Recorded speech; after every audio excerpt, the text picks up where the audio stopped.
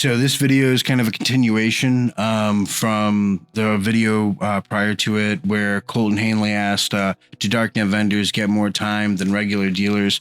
I wanted to answer this, but I knew I was going to get off on a wicked tangent, and this is the part where I get off on that tangent. So basically, one of the things that I had covered in that video was upward departures and downward departures. I was saying that you have aggravating circumstances that give you more time in a federal sentence, and you have mitigating circumstances. And the amount of mitigating circumstances, I had covered some of them. They were mainly three. Acceptance of responsibility, timely acceptance of responsibility, and basically cooperation. Snitching. And the list of aggravating things that you get more time for, where there's a laundry list of those. So you can have a very basic charge that maybe it's 5 years, but your mitigating circumstances might get you 15.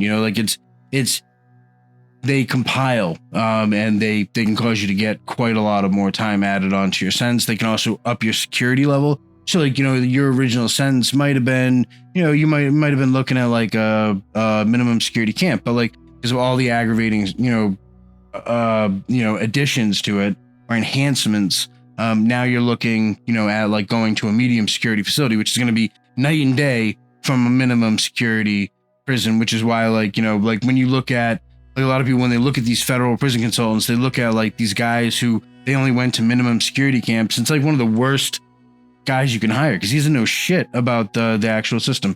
Anyways, going back to the mitigating factor. So when someone does tell, 9 times out of 10 they have what's called a 5K letter, and 5K is basically a sentence reduction. 5K comes from the statute, and it's for substantial assistance. So if I look at your paperwork, I can look at your paperwork and I can see that you have a 5K1 in your statement of reasons, which is the reason you got sentenced to what you got sentenced.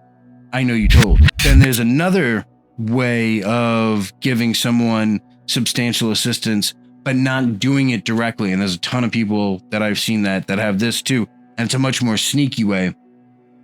So I might meet you. You might be like, oh, here's my paperwork, man. I'm a good dude. I'm not a rat. I'm not a child molester. And now, I go through your paperwork and I see it doesn't say that you cooperated. You got no 5K1 downward departure. You had no, mitigating circumstances like that bring your sentence down. I'm going to go and I'm going to look on Pacer, on my contraband cell phone to see what else is on there. Because at the end of the day, after you get sentenced, you can still rat. And it's called a Rule 35B. And at the end of the day, there's a ton of dudes that come in that say they're good dudes, and they have, they snitch after the fact. So all their sentencing paperwork looks good. But then after the fact, they cooperated, and they got this Rule 35B, which the prosecutor puts in a motion for this to happen. So if he gets sentenced, he has his docket sheet, he has his sentencing. Now he comes in with a statement of reasons. He shows, look. And all these dudes oh yeah, he's good. Well, I hop onto Pacer and I look it up and I see that, the prosecutor 3 months after he was sentenced put in this motion under Rule 35B for a sentence reduction. Okay, so this dude after the fact told, so now it looks like all his paperwork's good, but he's really a rat.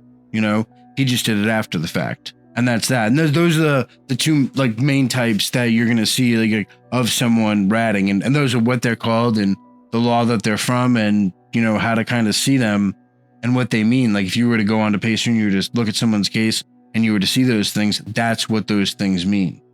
So I wanted to add that, but it was kind of a side topic to what Colton had originally brought up. So I kind of just wanted to end the video, and I kind of did it abruptly. So I'm sorry for that. But if you guys enjoyed this content, then check out the next video that YouTube says that you should probably check out.